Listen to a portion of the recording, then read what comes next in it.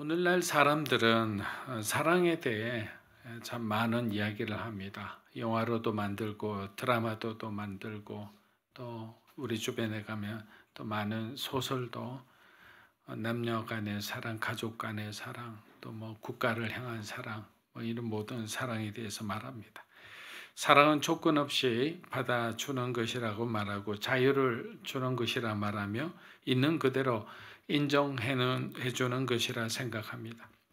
하지만 동시에 우리는 점점 더 사랑하기 어려운 세상 속에 살고 있습니다. 사랑받기 위해 자신을 포장하고 거절당할까 두려워 침묵하며 서로를 이해하기보다는 판단하는 일에 더 익숙해져 갑니다. 그런 세상에서 우리는 하나님이 우리를 사랑하신다는 말을 들으면 고개는 끄덕이지만 마음 깊은 곳에서는 이렇게 묻습니다. 그 사랑이 정말 있는 것일까? 그런데 왜 나는 있다면 느끼지 못하는 것일까? 오늘 본문은 바로 우리들의 그 많은 질문에 대한 하나님의 답입니다.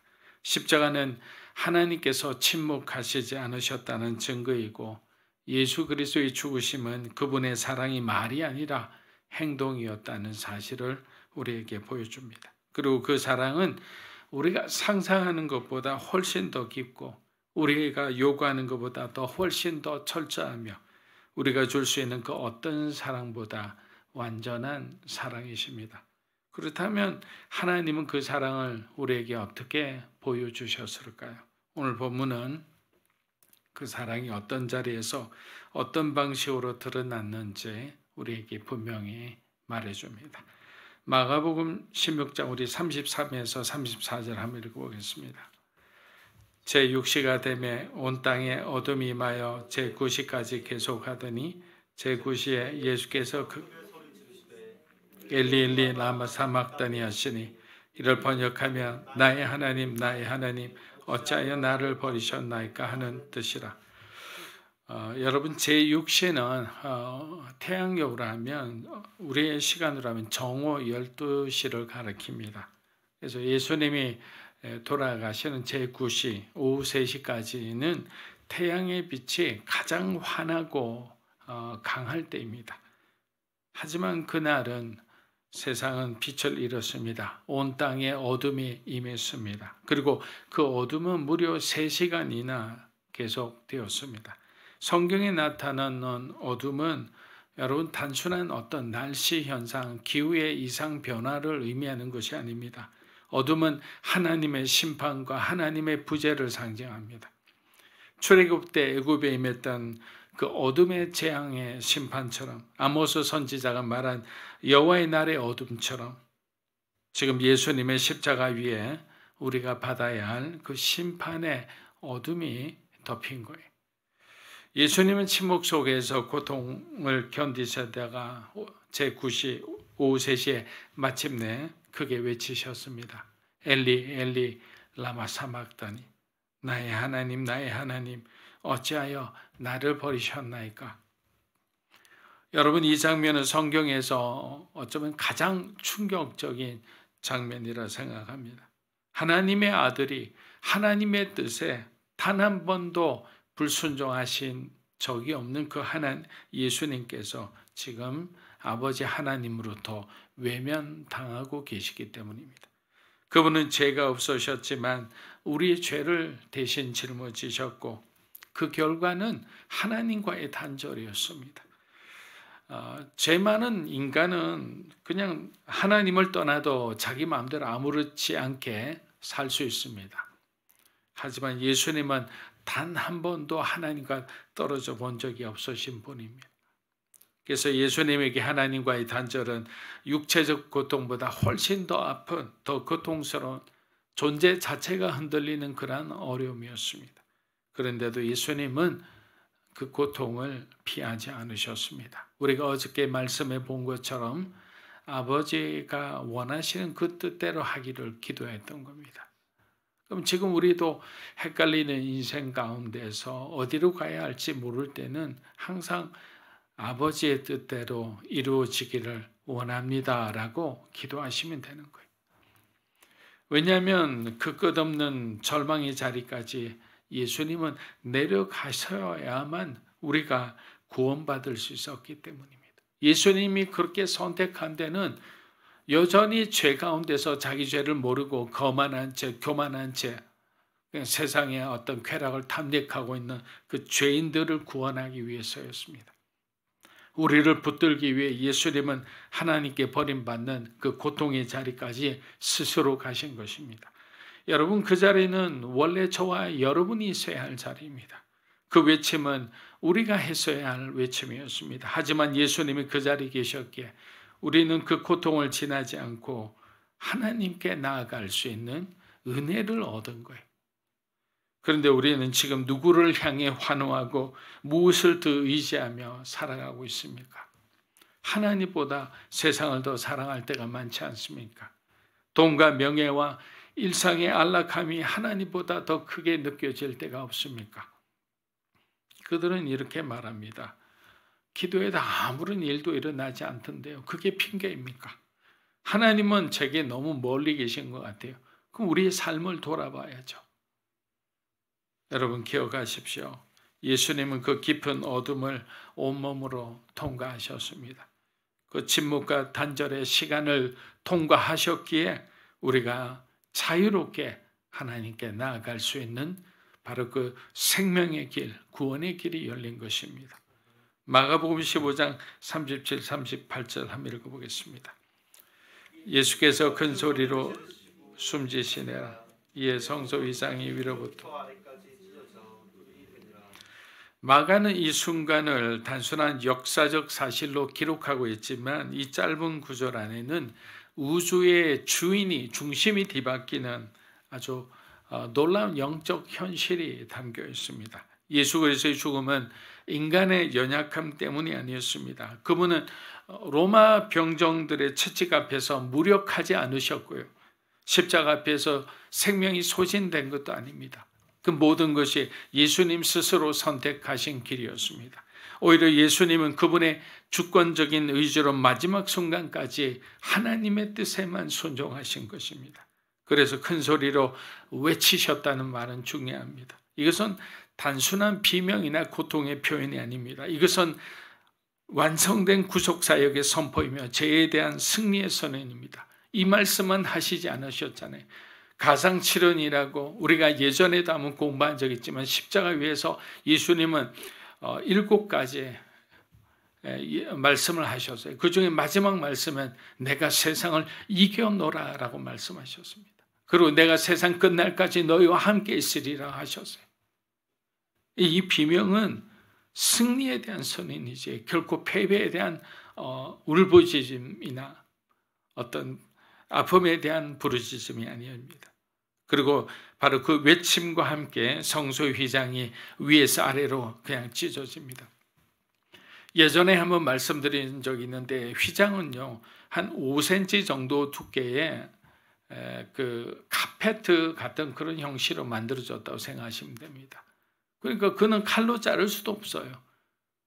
인간이 어떻게 도구를 자르려면 불태울 수 있는 방법밖에 없는 그런 게 바로 휘장이었어요. 그런데 그 휘장이 위에서 아래로 그냥 쫙 갈라진 거예요. 하나님이 하신 거죠.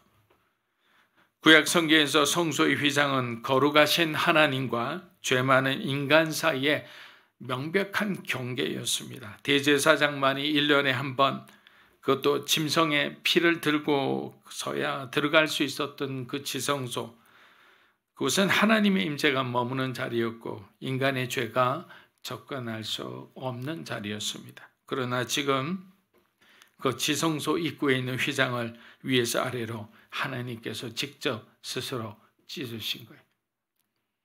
여러분, 이 사건은 단지 성전 안에서만 일어난 어떤 한 변화다, 놀라운 어떤 일이다, 이렇게 우리가 치부할 수 없습니다.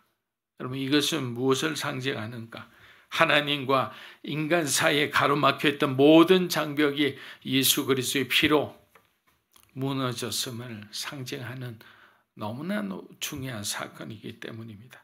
더 이상 인간은 제사장을 통하지 않고도 하나님께 나아갈 수 있으며 더 이상 짐승의 피로 제사함을 구할 필요가 없습니다. 이것이 예수님께서 외치셨던 하나님 나라인 거예요. 예수 그리스도로 들어갈 수 있는 하나님 나라. 구약의 율법의 완성자로 오신 예수님, 완성자로 오신 예수님이 계시기에 더 이상 이 구약의 율법은 더 이상 우리에게는 필요하지 않은 거예요. 예수님의 말씀, 예수님의 가르침이 우리에게는 더 소중해졌기 때문입니다. 그래서 히브리서 기자는 이렇게 말합니다. 우리가 예수의 피를 힘입어 지성소로 들어갈 담력을 얻었나니. 예수님이 없으면 우리가 어떻게 지성소로 들어갑니까? 문을 여는 동시에 아마 웃사처럼 하나님의 영광을 손대는 순간에 아마 그 자리에서 죽었을 겁니다.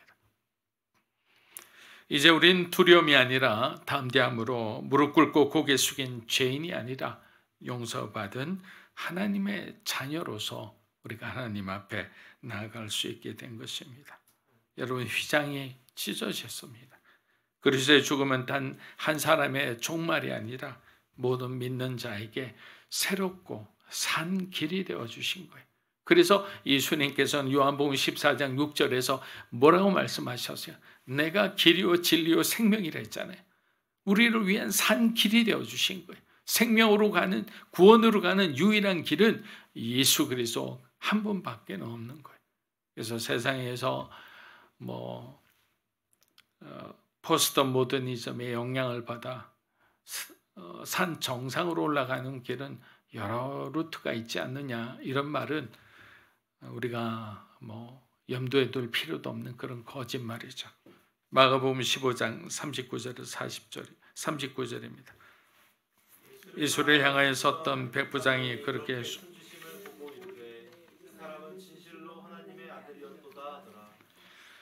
여러분, 그 백부장은 유대인이 아니었고 하나님을 알지도 메시아를 기다리지도 않았으며 하나님의 언약에 속한 자도 아니었습니다. 그는 로마 군인이었고 십자가에 못 박는 일에 익숙한 사람이었습니다. 수많은 사람들의 목숨을 바라보며 생명의 무게보다는 권력의 명령에 더 익숙했던 사람입니다. 하지만 그날 골고다 언덕에서 그 백부장은 다른 누구도 보지 못한 것을 보았습니다. 많은 이들이 십자가에 달리신 예수님을 조롱했습니다.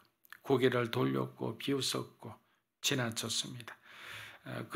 그러나 그는 피 흘리시고 매맞으시고 아무 죄 없이 십자가에 달려 죽으신 그분 안에서 진짜 하나님의 아들의 모습을 본 거예요. 그가 그렇게 숨지심을 보고 그가 어떻게 고통을 견디셨는지, 어떻게 자신을 저주하는 자들을 향해 침묵하셨는지, 어떻게 마지막까지 하나님을 부르짖는 것을 지켜본 그는 마침내 말한 거예요. 뭐라고 했습니까? 진실로 이 사람은 하나님의 아들이었다라고 했습니다. 여러분, 이것이 복음이 아니겠습니까? 예수님은 그의 권능과 이적으로가 아니라 고난과 죽음을 통해 스스로 하나님의 아들이심을 드러내신 거예요. 우리가 흔히 말하잖아요. 예수님은 찌를 수 있는 권능과 권세를 가지셨지만 예수님은 자신이 찔리심으로 모든 인간을 구원하셨다고. 마찬가지인 거예요. 그리고 그 고백은 성전 안이 아니라 성전바 한 이방인의 입술을 통해 선포되었습니다. 예수님을 3년 동안 따르던 그 제자들의 입술이 아니라 그 죽음의 현장에 있던 한 이방인의 입술을 통해서 예수님이 하나님의 아들이심이 온 세상에 선포된 겁니다. 이건 단지 백부장의 감상이나 탄성이 아닙니다. 하나님께서 준비하신 고백인 거예요. 성경에 나와 있는 그 모든 한자, 그 모든 한 사건, 하나님이 계획하고 기억하시지 않은 게 없습니다. 예수님의 죽음을 통해 가장 뜻밖의 입술을 통해 하나님은 자신의 자녀이신 예수 그리스도가 어떤 사람인지를 세상 앞에 선포하신 것입니다. 사랑하는 여러분, 십자가는 단순한 사건이 아닙니다. 하나님께서 자기 아들을 내어주시기까지 우리를 원하셨다는 증거예요. 우리가 잘할 때도, 우리가 잘못할 때도, 우리가 죄를 지을 때도 예수님은 우리를 사랑하시고 우리를 원하시고 우리가 돌아오기를 그렇게 기도하고 계신다는 사실입니다. 휘장이 찢겼죠. 길이 열렸습니다. 이방인의 입에서도 하나님의 아들이라는 그 놀라운 고백이 선포되었습니다. 이제 남은 질문은 하나라고 생각합니다. 우리는 그 예수님 앞에 그럼 어떻게 살아가야 합니까? 사랑하는 여러분, 십자가를 본 자답게 또 그 사랑을 받은 사람답게 부활을 이제는 우리는 기다린 사람으로 살아갔으면 합니다. 아니, 부활의 생명으로 충만한 사람으로 살아갔으면 합니다. 언제나 성령 하나님과 동행하면서 그리스도의 십자가 그 사랑으로 가정에서든 교회에서든 우리가 머무는 어떤 공동체에서든 서로가 하나 되고 서로를 위하는 그런 사람이 되시기를 축복합니다. 기도하겠습니다. 주님 감사합니다.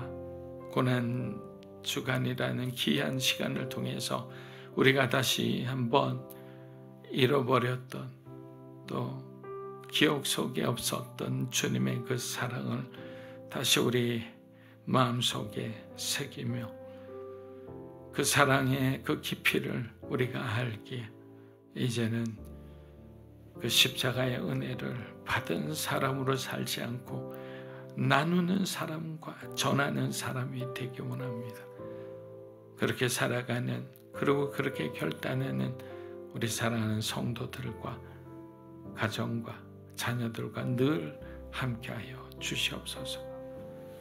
이제는 우리 주 예수 그리스도의 은혜와 하나님 아버지의 크고 놀라우신 사랑과 성령님의 감화감동 교통하심의 역사가 십자가의 은혜를 가슴에 새기고 우리에게 주어진 그 사명을 일깨우고 다시 한번 주님이 주신 그 사랑을 빚갚는 또 전하는 자로서 살기 원하는 사랑하는 믿음으로 사는 교회 성도 한 분 한 분의 삶과 가정과 소중한 자녀들 위해 이 자리에 계신 하나님의 거룩한 백성들 위해 영상으로 예배드리는 주님의 귀한 동역자 위에 이 나라 민족과 한국 교회와 우리 선교사님 위에 이제로부터 영원토록 함께 하시기를 간절히 축원하옵나이다. 아멘.